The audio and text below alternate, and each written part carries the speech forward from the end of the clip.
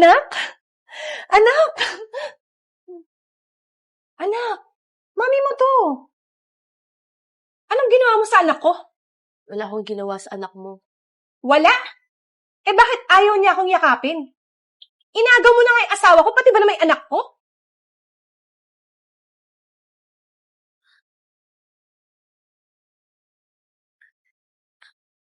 Wow, ang sarap! Sino po yung nagluto? Ikaw po? Puti, naalala niyo po yung favorite ko. Hindi anak eh. Luto yan ni Tita Eya mo. Sinabi ko sa kanya na paborito mo yan.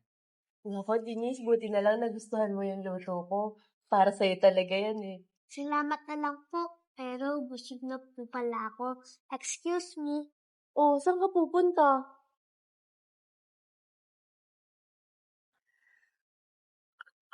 Hindi talaga ako mapugustuhan ng anak mo, no? Ano ka ba?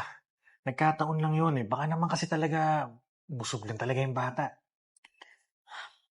Sabagay, hindi naman ako yung totoo niyang nanay, kaya hindi na ako kayang mahalin. Hindi.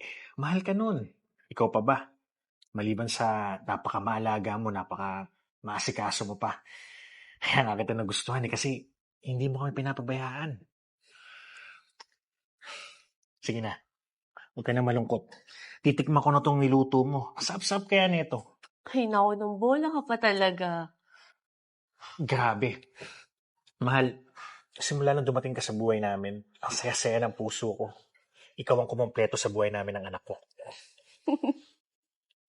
Tikman mo na. Sige na, kainin mo na. Ubusin ko to. Sige.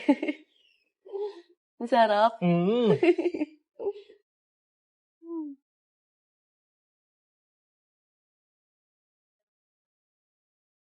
Denise, anak, dinalan kita ng maiinom. Mukhang kanina ka pa dyan eh. Denise, anak, alam ko, nahihirapan kang magtiwala sa akin kasi hindi naman ako yung totoong mami mo. Pero gusto ko lang malaman mo na totoo ko kayong mahal ng papa mo. Bakit? Ha? Bakit niyo po pinili magstay sa buhay ni Papa, knowing na may anak na po siya? Sa dinadami-daming lalaki sa mundo, tatay ko pa? Oo nga, maraming lalaki dyan. Pero kasi, pag mahal mo yung isang tao, wala ka nang pakialam sa iba. At yun yung papa mo. Pero wala pong pera ang tatay ko. Hindi naman basehan yung pera sa pagmamahal eh. Oo, siguro sabihin na natin kailangan yun. Pero kaya nyo naman kitain yun ng magkasamang dalawa eh. Alam mo, ang mahalaga, yung masaya at magkasama kayong lumalaban sa buhay. Sige na, ako na. Buksan ko lang ha.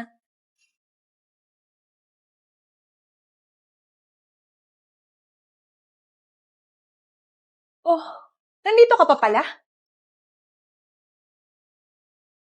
Anak? Anak! Anak! Mami mo to! Anong ginawa mo sa anak ko? Wala akong ginawa sa anak mo. Wala? Eh bakit ayaw niya akong yakapin? Inagaw mo na nga yung asawa ko, pati ba na may anak ko? Wala akong ninakaw sa'yo. Baka nakakalimutan mo ikaw yung kusang umalis at iniwan sila. Yan ang sabi mo. Ang kapal na mukha mo, kabit ka lang naman. Dito. Mami, hindi siya kabit. Kaya wag na wag mo siya tatawagin kabit. Bakit ka pa po nandito? Anak, nandito ko para sa'yo. Para sa akin o baka wala ka na pong mauwian? Ha? Anong pinagsasabi mo? Na-brainwash ka ba ng babaeng to? Nak, babae lang yan ang tatay mo. Ako yung tunay na nanay mo. Totoong nanay nga po, pero hindi ka naman nagpakananay. Matagal ko nang kinikim-kim tong galit ng puso ko sa'yo. Iniwan mo po kami ni tatay. Akala mo po ba hindi ko alam na sumama ka sa lalaki mo at hinayaan mo itong maging miserable itong buhay namin dalawa dito ni tatay? Buti pa nga po to si Tita Eye. Hindi nga po siya yung totoong ina ko pero handa siyang tumayo bilang magulang ko. Talaga? Ako yung nagluwal sa'yo. Ano bang ginawa ng babaeng yan sa'yo? Bakit grabe kung mapagtanggol mo siya? Ikaw nga po yung nagluwal. Pero gusto mo po malaman kung bakit ko po siya pinagtatanggol? Kasi sa kanya ko po naramdaman yung pagmamahal ng isang magulang na dapat obligasyon mo yun sa akin. Sa kanya ko naramdaman kung paano magkaroon ng ina na hindi mo nagampanan. Sa kanya naramdaman ni Papa ang totoong kaligayahan na hindi mo nabigay. Bakit? Dahil sa lalaki mo? Anak, sorry. Kasalanan ko to eh. Sana mapatawad mo pa ako, nak. Nagawa ko lang namang iwan yung tatay mo kasi wala siyang pera eh. Alam mo, Ma, may nakapagsabi sa akin na hindi naman ang basehan ng pera sa pagmamahal. Oo, maaring mahalaga ito. Pero kaya naman yan kitain pag dalawa kayo nagtutulungan. Ang mahalaga, masaya at lumalaban kayo sa buhay. At sa pag-iwan mo sa amin dalawa ni Papa, hindi pagmamahal yun, Ma. Pagsasarili yun kasi makasarili ka. Kaya pwede ka nang umalis.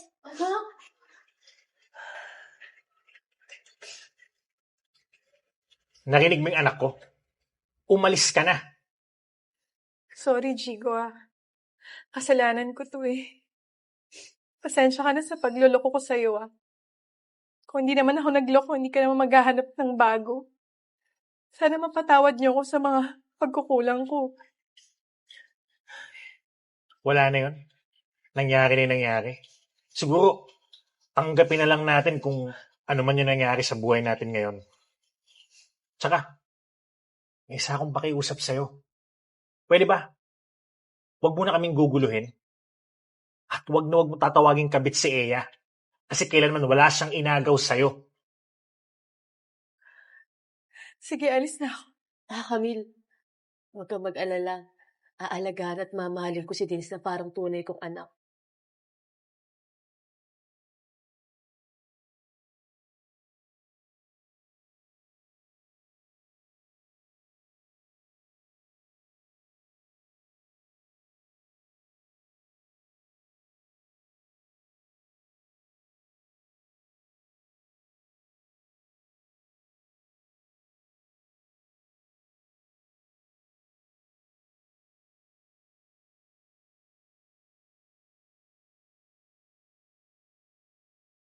Totoong nanay nga po, pero hindi ka naman nagpakananay. At matagal ko nang kinikimkim tong sa galit ng puso ko sa'yo. Iniwan mo po kami ni tatay. Alakala mama mo. Ulit. Cute. Nabubulol siya. Wait, sa kanya na ba? Oo. Saan ba yun? Akala mo ba hindi ko alam? Kabit lang siya ng papa mo. Kung tunay mong nanay. Yan lang, ulitin ko yun. Okay. 3, 2, 1, Anak, kabit lang yan ng tatay mo. Ako yung tunay mong nanay. Totoong nanay nga po, pero hindi ka naman nagpakananay. Matagal ko nang tong kinikimkim tong galit ng puso ko sa'yo. Iniwan mo po kami ni tatay. Akala mo po ba hindi ko alam? Na sumama ka sa lalaki mo at pinabayaan mo maging may nanana.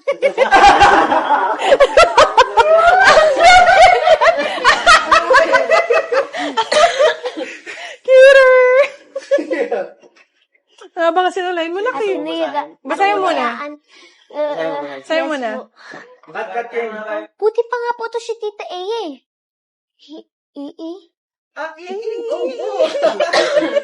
Eya, saan na yun? Masaya yan pag kayong dalawa nag-aano. Baby, tara na. Let's go.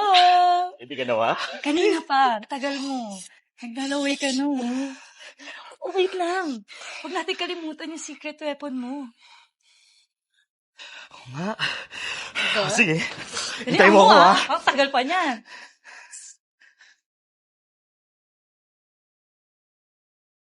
Wag mo nang inumin. Kaya mo pa naman. Hindi totoo yan. Inumin mo na. Para masayahan kayo. Ikaw din. Baby, nainom ko na. Okay na? Game na ako. Let's go? Let's go. Robust. Subok na. Effective talaga. Astig to.